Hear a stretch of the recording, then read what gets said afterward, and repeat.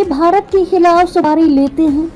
Abhishek Banerjee case में कपिल सिब्बल के बयान पर भड़की बीजेपी ने अभिषेक बनर्जी पर हुए हमले के मामले में कपिल सिब्बल की टिप्पणियों पर जोरदार हमला बोला है। पार्टी ने कहा है कि इन्हें बीजेपी से दिक्कत तो सुपारी देश की लेते हैं।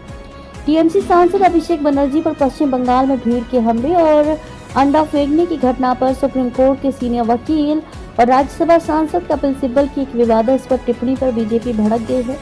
बीजेपी ने आरोप लगाया है कि देश की सेना लोकतंत्र को नीचा दिखाना इन लोगों का काम बन चुका है। मोदी विरोध में देश का विरोध कपिल सिब्बल के बयान पर प्रतिक्रिया देते हुए बीजेपी के राष्ट्रीय प्रवक्ता शहजाद पूनावाला ने कहा है कि दुर्भाग्यपूर्ण है कि जो व्यक्ति भारत के सुप्रीम कोर्ट में प्रैक्टिस करके करोड़ों रुपए बना चुका है वह भारत की संवैधानिक संस्थाओं के प्रति इतना घटिया नजरिया रखते हैं और मोदी विरोध में देश विरोध करते हुए भारत पर ही हमला कर देते हैं।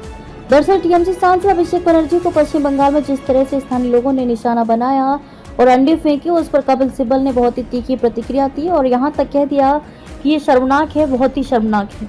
मुझे शर्म आती है कि मैं ऐसे देश में रहता हूँ जहाँ सत्ताधारी दल लोकतंत्र के हर उस आधार को तबाह कर रही है जिसे इस गणराज्य के बनते समय हमारे महान नेताओं ने बनाया था।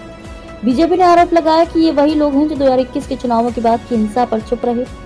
लोकसभा में इनके सहयोगी बीजेपी सांसद खगेन मुर्मू का जब सिर तोड़ दिया गया तब चुप रहे। जब बीजेपी के तत्कालीन राष्ट्रीय अध्यक्ष जेपी नड्डा के काफिले पर हमला हुआ तो चुप रहे। सुप्रीम कोर्ट ने भी वहां को लेकर कई सारी टिप्पणियां की थी, तब चुप रहे। जब हाई कोर्ट ने कहा कि पश्चिम बंगाल में कानून का शासन नहीं बल्कि शासक का चालन चल रहा है, उस समय कपिल सिब्बल पूरी तरह से चुप थे। बीजेपी के मुताबिक अब तो ये जानकारी सामने आ रही है कि अभिषेक बनर्जी पर असल में टीएमसी के लोगों ने ही हमला किया, क्योंकि तस्वीरें भी सामने आ चुकी हैं। जिस तरह से टीएमसी की विधायक ममता बनर्जी की मीटिंग में नहीं पहुंच रहे हैं, उससे लग रहा है कि टीएमसी में अंदरूनी लड़ाई चल रही है।